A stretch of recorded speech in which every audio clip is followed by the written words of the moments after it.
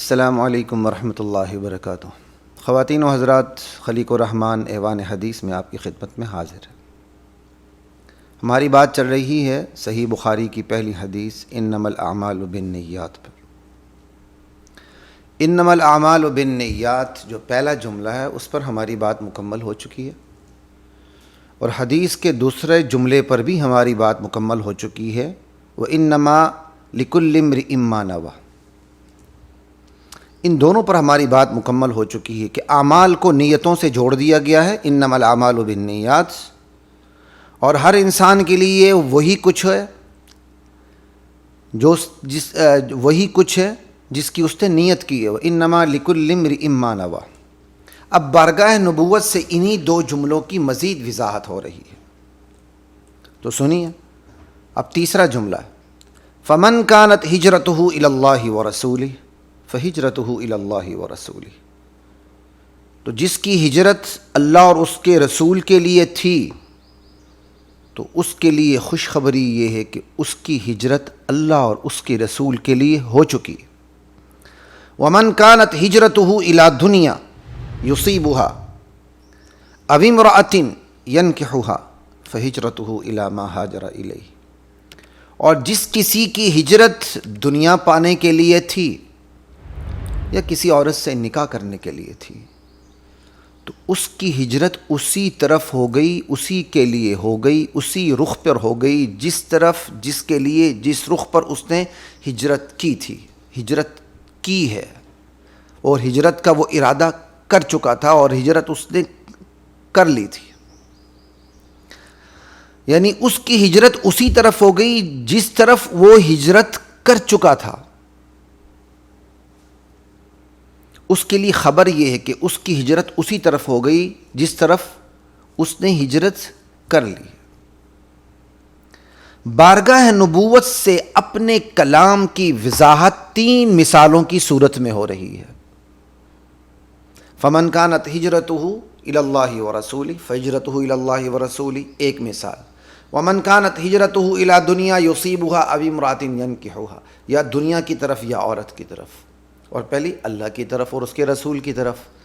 تو بارگاہ نبوت سے اپنے ہی کلام انما الاعمال بالنیات اور وانما لامرئ ما نویٰ، ان دو جملوں کی وضاحت بارگاہ نبوت سے تین مثالوں کی صورت میں ہو رہی ہے۔ اور کلام کی وضاحت میں مثالی اسلوب، مثالی انداز جسے نبی علیہ السلام نے اپنایا، مثال دے کے یہ بھی مثالی ہو گئی، تو مثالی چیز، مثالی کے اندر دونوں چیزیں آ گئیں، ٹھیک ہے۔ تو بارگاہ نبوت سے جو مثالی انداز اپنایا گیا، مثالی اسلوب اپنایا گیا، اس کی وجہ کیا ہے؟ وجہ یہ ہے کہ انسان کی طبیعت ہے، اس کی جبلت ہے، وہ مثالوں سے وضاحت کو سننا پسند کرتا ہے، وہ واقعات کو سننا پسند کرتا ہے وضاحت میں، یہ انسان کی جبلت ہے۔ اور جب مثالوں کے ذریعے، واقعات کے ذریعے اسے مثال دی جاتی ہے، وہ مثال دکھائی جاتی ہے، سنائی جاتی ہے، تو وہ مثال ایک تخیل بن کر، صورت بن کر اس کے سامنے آ جاتی ہے، اور یوں اس کے لیے کسی بھی حقیقت کو سمجھنا آسان ہو جاتا ہے۔ بالکل اسی طرح انما الاعمال بالنیات وانما لکل امرئ ما نویٰ کو سمجھنا ان تین مثالوں کی وجہ سے آسان ہو چکا ہے، اور حقیقت دل میں اترتی چلی جاتی ہے اور جذب ہوتی چلی جاتی ہے۔ تو نبی کریم صلی اللہ تعالی علیہ وسلم نے مثالی انداز اسی لیے اپنایا۔ ہم پہلی مثال کو لے کے اس کے دو مختلف ترجمے کریں گے اور چار مختلف اس کے مفاہیم بیان کریں گے۔ مختلف سے مراد یہی ہے کہ بظاہر اختلاف، لیکن اس بظاہر اختلاف میں جو ایک بلاغت کا فرق ہے، کلام کے زور کا جو فرق ہے، وہ اہل ذوق سے پوشیدہ نہیں ہے، اہل علم و عمل سے پوشیدہ نہیں ہے، ٹھیک ہے نا؟ تو ذرا سنیے گا کہ پہلے جملے کے دو ترجمے اور چار مختلف مفاہیم، اور جو مختلف مفہوم ہے، دراصل بنیادی طور پر مفہوم میں کوئی فرق نہیں، لیکن کلام کے زور کی وجہ سے جو فرق آتا ہے وہ انشاءاللہ آپ کے سامنے بکھر نکھر کے آئے گا۔ تو پہلی مثال جو آپ نے دی وہ پہلی مثال تیسرا جملہ ہے حدیث کا، فمن كانت ہجرته الى اللہ ورسولہ فہجرته الى اللہ ورسولہ، جس کی ہجرت اللہ اور رسول اللہ کے لیے تھی، یہ تھی پر ذرا تھوڑا سا فوکس کیجیے گا کیونکہ اسی میں ترجمے کا فرق آ رہا ہے، جس کی ہجرت اللہ اور اس کے رسول کے لیے تھی تو وہ سن لے خوشخبری، فہجرته الی اللہ ورسولہ، اس کی ہجرت اللہ اور اس کے رسول کے لیے ہو چکی ہے۔ ٹھیک ہے، یہ میں نے تھی کا ترجمہ اسی لیے کیا، کانت ماضی کے لیے آتا تو فہجرتہ الی اللہ ورسولہ، تو اس کی ہجرت اللہ اور اس کے رسول کے لیے ہو چکی۔ کچھ چونکہ میں فنی مباحث کو یہاں ذکر نہیں کر رہا، انشاءاللہ جب اس حدیث پہ ہماری بات ختم ہوگی تو فنی مباحث پر الگ سے چند ایک اشارے کر دوں گا، لیکن انہی فنی مباحث کو سامنے رکھ کر میں ان ترجموں کو اور مختلف مفاہیم کو آپ کے سامنے رکھ رہا ہوں، تاکہ ایک طرف عوام کو سمجھنا آسان ہو جائے، اور جو بعض طلباء علماء سنتے ہیں تو ان کے لیے آخر میں اختصار کے طور پر چند چیزیں میں دوبارہ عرض کر دوں گا۔ تو یہاں میں نے تھی کا ماضی کا ترجمہ کیا کہ جس کی ہجرت اللہ اور اس کے رسول کے لیے تھی تو وہ سن لے خوشخبری کی، اس کی ہجرت اللہ اور اس کے رسول کے لیے ہو چکی۔ یہ تو ماضی والا معنی ہو گیا، ترجمہ ہو گیا۔ اب ترجمہ کرتے ہیں حال والا، کیونکہ کانا حال کے معنی میں بھی آتا ہے، وکان اللہ علیما حکیما، اللہ علیم و حکیم ہے۔ تو ترجمہ کیا ہوگا؟ جس کی ہجرت اللہ اور اس کے رسول کے لیے ہے تو وہ یہ خوشخبری سن لے کہ اس کی ہجرت اللہ اور اس کے رسول ہی کے لیے شمار ہوگی۔ ٹھیک ہے، تو یہ ماضی اور حال کا فرق ہے بس ترجمے میں۔ ٹھیک ہے، ایک ماضی کا ترجمہ اور ایک حال کا ترجمہ۔ اب اس ترجمہ چاہے ماضی ہو چاہے حال ہو، اس ترجمے کو سامنے رکھتے ہوئے چار مختلف مفاہیم سامنے آتے ہیں، اور وہ مختلف جو مفہوم ہیں اس حدیث کے جملے کے، وہ کوئی ان میں بنیادی فرق نہیں ہے لیکن کلام کے زور کا فرق نمایاں ہے۔ تو ذرا دیکھیے آپ کہ جس کی ہجرت اللہ اور اس کے رسول کے لیے تھی تو اس کی ہجرت اللہ اور اس کے رسول کے لیے ہو چکی۔ ٹھیک ہے، کیا مطلب ہو چکی؟ یہاں ہی خبر دی جا رہی ہے اس کی کہ تمہاری ہجرت اگر اللہ اور اس کے رسول کے لیے تھی تو تمہاری ہجرت اللہ اور اس کے رسول کے لیے ہو چکی، یعنی تمہاری ہجرت قبول ہو چکی۔ اس ہجرت نے قبولیت کے اور مقبولیت کے جھنڈے گاڑ دیے۔ ٹھیک، ہو چکی کو ذہن میں رکھیے گا۔ یہاں میں وہ اصطلاحی فرق بیان نہیں کر رہا کہ بھائی مبتدا اور خبر کے درمیان اتحاد ہو گیا تو تغیر تو ہونا چاہیے۔ میں ان تمام فنی چیزوں کو کا ذکر کیے بغیر ترجمہ اور مفہوم اس طرح بیان کر رہا ہوں کہ عام جو لوگ ہیں جن کو عربی گرامر کا پتہ نہیں ان کے لیے بھی سمجھنا آسان ہو جائے۔ لیکن پھر سے عرض کرتا ہوں کہ آخر میں انشاءاللہ جب ہم حدیث ختم ہوگی تو انشاءاللہ تو وہاں کچھ فنی مباحث کا بھی میں اختصار کے ساتھ ضرور تذکرہ کر دوں گا۔ یہ تو ایک مفہوم ہو گیا کہ اللہ اور اس کے رسول کی ہجرت ہو چکی، کیا مطلب؟ قبول ہو چکی۔ اس ہجرت نے قبولیت اور مقبولیت کے جھنڈے گاڑ دیے۔ اگر حال کا ترجمہ ہوگا تو اس ہجرت نے یہ ہجرت قبولیت کے مقبولیت کے جھنڈے گاڑ دے گی۔ ایک ترجمہ ہو گیا، ایک مفہوم ہو گیا۔ اب دوسرا مفہوم کہ جس کی ہجرت اللہ اور اس کے رسول کے لیے تھی تو وہ سن لے خوشخبری کہ اس کی ہجرت اللہ اور اس کے رسول کے لیے ہو چکی۔ کیا مطلب؟ اسے اللہ مل گیا، اسے رسول ملے، تو پھر کیا نہ ملا اس کو؟ یہ جو میں نے حدیث کا مفہوم بیان کیا ہے نا، میں نے وہ دوسرے تیسرے جملے کو چوتھے جملے کو سامنے رکھتے ہوئے کیا ہے، جس کے اندر باقی دونوں مثالیں دنیا اور عورت کی، کہ جو بندہ دنیا پانے کے لیے ہجرت کرتا ہے، وَمَنْ كَانَتْ هِجْرَتُهُ لِدُنْيَا يُصِيبُهَا، تو اسی مفہوم کو سامنے رکھتے ہوئے میں یہ آپ کے سامنے مفہوم رکھ رہا ہوں کہ جو اللہ اور اس کے رسول کی ہجرت کرتا ہے، یعنی اللہ اور اس کو رسول کو پانے کے لیے ہجرت کرتا ہے، تو وہ خوشخبری سن لے کہ اس نے اللہ اور اس کے رسول کو پا لیا، اس کو اللہ مل گیا، اس کو رسول مل گئے، تو پھر کیا نہ ملا اس کو تو پوری کائنات مل گئی۔ اللہ اکبر. یہ دوسرا مفہوم آپ کے سامنے حدیث کا رکھ رہا ہوں. بنیادی فرق نہیں ہے لیکن کلام کے زور میں فرق ضرور ہے کہ جس نے اللہ اور اس کے رسول کے لیے ہجرت کی تو اس کی ہجرت اللہ اور اس کے رسول کے لیے ہو چکی, یعنی اسے اللہ مل گیا, اسے رسول اللہ ملے. اللہ اکبر. کہتے ہیں کہ کسی دور میں, کسی گزشتہ زمانے میں ایک بادشاہ ترنگ میں آیا اور اس نے دربار میں اعلان کر دیا کہ آج اس دربار میں جو جس چیز کو ہاتھ لگا دے وہ اس کی ہوگی. تمام درباری دور پڑے, جہاں جہاں حسب توفیق جس کا ہاتھ لگا اس نے اس چیز پہ ہاتھ رکھ دیا, کیونکہ بادشاہ کے حکم سے اس کی ہو جانی تھی وہ ساری چیز, ان کی ملکیت ہو گئی تھی. بادشاہ کی کنیز خاص بادشاہ کے ساتھ ہی کھڑی ہے, وہ کسی چیز کو ہاتھ نہیں لگا رہی. بادشاہ نے کہا پگلی کیا کر رہی ہے؟ درباریوں نے سب کچھ لوٹ لیا, خزانے لوٹ لی, اور تو یہاں کھڑی ہے, تو بھی جا کے کسی چیز کو ہاتھ لگا دے. تو اس نے بادشاہ سلامت کے کندھے پہ ہاتھ رکھ دیا, کہا بادشاہ سلامت آپ میرے, تو یہ پوری سلطنت میری ہے. کنیز کی وزڈم دیکھیں ذرا, اس نے خود بادشاہ پہ ہاتھ رکھ دیا. کہا بادشاہ سلامت آپ کا اعلان ہے کہ جو جس چیز پہ ہاتھ رکھ دے وہ اس کی ہے, تو مجھے ان خزانوں کی ضرورت کیا ہے؟ میں نے تو آپ پہ ہاتھ رکھا ہوا ہے, آپ میرے تو یہ پوری سلطنت میری. بس اسی سے اس بات کو سمجھیں, اللہ جس کے پوری سلطنت اس کی, رسول جس کے پوری سلطنت اس کی.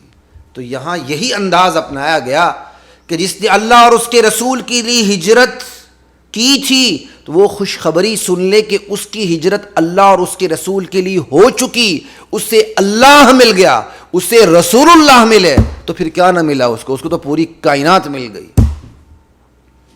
لا الہ الا اللہ اللہ اکبر. یہ میں نے آپ کے سامنے دوسرا مفہوم رکھا.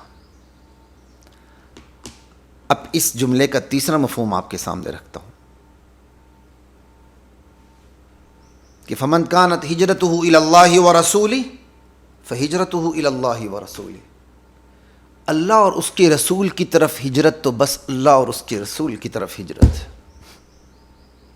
یہ میں بالکل عربی کا اسلوب اردو میں بیان کر رہا ہوں, اور یہ عربی کا اسلوب شکر ہے اردو میں بھی پایا جاتا ہے, بلکہ غالباً ہر زبان کے اندر پایا جاتا ہے. اب ذرا دیکھیے, غور کیجیے گا. فمن کانت ہجرتہ الی اللہ ورسولہ فہجرتہ الی اللہ ورسولہ. اللہ اور اس کے رسول کی طرف ہجرت تو بس اللہ اور اس کے رسول کی طرف ہجرت ہے. اس اسلوب میں عظمت کا اظہار ہے. جیسے کہتے ہیں جوانی تو جوانی ہے, دیوانہ تو دیوانہ ہے, بڑھاپا تو بڑھاپا ہے, میرا شعر تو میرا شعر ہے, میں تو میں ہوں وہ تو وہ ہے. یا اللہ آپ تو آپ ہیں, میں تو میں ہوں. والسابقون السابقون سورہ واقعہ کے اندر ہے. سبقت لے جانے والے تو بس سبقت لے جانے والے ہیں. عبداللہ و عبداللہ, امام ابو حنیفہ کا قول ہے نا, جب وہ راویوں کی خود راوی کی جو وزڈم کو سامنے رکھ کے راوی پر وہ کیا کہتے ہیں سند کی تنقیح کر رہے تھے اور راویوں کا درجہ بیان کر رہے تھے.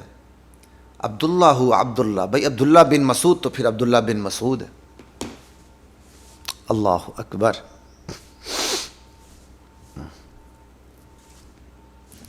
تو یہ کیا ہے؟ اللہ اور اس کے رسول کی طرف ہجرت تو بس اللہ اور اس کے رسول کی طرف ہجرت ہے. دراصل اس اسلوب, یہ جو اسلوب ہے یہ عربی میں بھی ہے, اردو میں بھی ہے, اور غالباً ہر زبان میں ہوگا. یہ اسلوب بڑا نرالا ہے. اس اسلوب کے ذریعے کبھی عظمت بیان ہوتی ہے, کبھی حقارت بیان ہوتی ہے, کبھی تعریف و توصیف ہوتی ہے, کبھی تنقید ہوتی ہے, مذمت بیان ہوتی ہے, کبھی برائی بیان ہوتی ہے, کبھی بڑائی بیان ہوتی ہے, کبھی کسی سے اس اسلوب کے ذریعے کسی کو گھٹا دیا جاتا ہے, کبھی اس اسلوب کے ذریعے کسی کو بڑھا دیا جاتا ہے.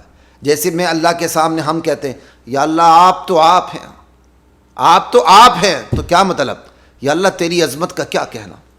یا اللہ میں تو میں ہوں, تو کیا مطلب؟ یا اللہ میں تو تیرے سامنے عاجز ہوں، میری عاجزی انتہا پر ہے، میری پستی تیرے سامنے بالکل ظاہر ہے، میں ہوں یا اللہ۔ میرا شعر تو میرا شعر ہے، کیا مطلب؟ میرے شعر کا تو کوئی مقابلہ نہیں۔ انا من قال انا فقط وقع فی العنا، میں تو میں ہوں، وہ تو وہ ہے۔ اب میں تو میں ہوں اس میں عظمت ہے، وہ تو وہ اس میں گراوٹ ہے۔ سبقت لے جانے والے تو بس سبقت لے جانے والے، اس میں عظمت ہے۔ یہ اس اسلوب کو سامنے رکھ کر اب اس کا مزید اس کی تشریح کریں، بھائی اللہ اور اس کے رسول کی طرف ہجرت کرنے والے تو بس اللہ اور اس کے رسول کی طرف ہجرت کرنے والے ہیں۔ ان کی خوش نصیبی کا کیا کہنا، ان کی خوش قسمتی کا کیا پوچھنا، وہ تو ہوئے ہی اللہ اور اس کے رسول کی طرف ہجرت کرنے والے، وہ تو ہیں ہی اللہ اور اس کے رسول کے در کے مہاجر۔ کیا عظمت بیان ہو رہی ہے اس کے ذریعے۔ یہ ہے اس کا تیسرا مفہوم۔ اب چوتھے مفہوم کی طرف چلتے ہیں کہ نیت میں اللہ اور اس کے رسول کی طرف ہجرت، بدلے میں بھی اللہ اور اس کے رسول کی طرف ہجرت ہے۔ یعنی جس نے نیت کی اللہ اور اس کے رسول کی طرف ہجرت کرنے کی تو اسے اس کا بدلہ ضرور ملے گا، کیونکہ اس نے اللہ اور اس کے رسول کی طرف ہجرت کی ہے، تو لہذا بدلے میں بھی اللہ اور اس کے رسول کی طرف ہجرت ہے، یعنی اس کو اس کی ہجرت کا اچھا ثواب ضرور ملے گا۔ یہ اس کا چوتھا مفہوم۔ لیکن تھوڑا سا آپ غور کر لیں، اس چوتھے مفہوم میں وہ زور نہیں ہے جو پہلے تین مفاہیم میں اور مطالب کے اندر زور پایا جاتا ہے۔ بنیادی طور پر چاروں مفہوموں میں کوئی فرق نہیں، لیکن فرق کہاں آ جاتا ہے؟ بلاغت کے حوالے سے آ جاتا ہے کہ کلام کا زور کس اسلوب میں ہے، کلام کا زور کس انداز میں ہے، اور موقع محل چاہتا ہے کلام کا زور۔ کیوں؟ اللہ اور اس کے رسول کی طرف ہجرت ہو، پھر اس کے اندر کلام کا زور ہونا چاہیے، عظمت کا اظہار ہونا چاہیے۔ تو یہ کلام کا زور، یہ عظمت کا جو اظہار ہے، وہ جو ہے پہلے تین مفاہیم کے اندر تو ہے، چوتھے مفہوم میں اس طرح نہیں ہے، لہذا پہلے تین مفاہیم زیادہ بہتر ہیں۔ اور ویسے بھی ایک ہی کلام کے مختلف مفاہیم، مختلف مفاہیم ہوتے ہیں، ٹھیک، ساتھ سمجھ بوجھ کی بھی مختلف سطح ہوتی ہیں لوگوں کی۔ یہ ہے نبوت کا معجزانہ کلام کہ اللہ کے نبی نے صلی اللہ تعالی علیہ وآلہ وسلم اپنے معجزانہ کلام کے اندر اس کا بالکل خیال رکھا ہے کہ عوام کی سمجھ بوجھ کی بھی مختلف سطح ہوتی ہیں۔ اب یہ میں نے تین چار مفہوم آپ کے سامنے رکھ دی ہے، تو ہر ایک کی سطح تو یہ نہیں ہے کہ وہ ایک مفہوم کو لے۔ یہی وجہ ہے کہ محدثین اسی حدیث کے یہ مختلف مفاہیم آپ کے سامنے رکھتے ہیں۔ مختلف قسم کے مفاہیم بنیادی طور پر تو ایک ہی ہیں، لیکن جو کلام کا زور ہے، کا فرق ہے، وہ محدثین آپ کے سامنے رکھتے ہیں۔ تو اس کا مطلب عوامی سمجھ بوجھ میں فرق ہے۔ تو اللہ کے نبی کے کلام میں یہ فرق بھی، اس فرق کا خیال نمایاں نظر آتا ہے۔ یہ ہے معجزانہ اسلوب نبی صلی اللہ تعالی علیہ وسلم کا۔ عوام کی سمجھ بوجھ کی مختلف سطحیں، ان مختلف سطحوں کے مطابق اللہ کے نبی کا کلام ان مختلف سطحوں میں سے ہر سطح سے میل کھاتا ہے، جا کے جوڑ لگ جاتا ہے اس کا۔ ہر بندہ ٹھیک سمجھ کو اپنی سطح پہ سمجھ، ٹھیک بات کو بھی اپنی سطح پر درست سمجھتا ہے۔ کتنی بڑی بات ہے، کتنا بہترین معجزانہ کلام ہے، لا الہ الا اللہ۔ پھر جو داعیان الی اللہ ہیں، اللہ کے راستے کی طرف بلانے والے، ان کے لیے بھی بہت بڑا سبق ہے کہ اللہ کے نبی نے یہاں اپنے کلام کی جو وضاحت ہے وہ مثالوں کے ذریعے فرمائی۔ تو داعیان الی اللہ کو بھی اس کا خیال رکھنا ہوگا کہ وہ اپنے کلام کی وضاحت انسانی طبیعت اور جبلت کو سامنے رکھتے ہوئے، نبوت کی اتباع کرتے ہوئے مثالوں سے بات کو سمجھائے۔ اللہ کے نبی نے عوامی ذہنی سطح کو سامنے رکھا۔ داعیان الی اللہ کی ذمہ داری بھی بنتی ہے کہ وہ عوام کی ذہنی سطح کو سامنے رکھ کے کلام کریں۔ کلم الناس علی قدر عقولہم۔ پھر ایک اور بات، نبی علیہ السلام کے کلام میں دیکھیں کہ ہر بات پر جو زور ہے وہ یکساں نہیں ہوتا۔ جو بات زور کے قابل ہوتی کہ اس کو زوردار طریقے سے بیان کیا جائے، اللہ کے نبی اس کو زوردار طریقے سے بیان کرتے ہیں. جو بات اس قابل ہوتی کہ اس کی عظمت بیان کی جائے، اللہ کے نبی زوردار طریقے سے اس کی عظمت بیان کرتے ہیں. اور جو بات اس قابل ہے کہ اس کو نظر انداز کرتے ہوئے اس پر بات کی جائے، اللہ کے نبی اسے نظر انداز کرتے ہوئے بات کرتے ہیں. آگے بات آئے گی انشاءاللہ.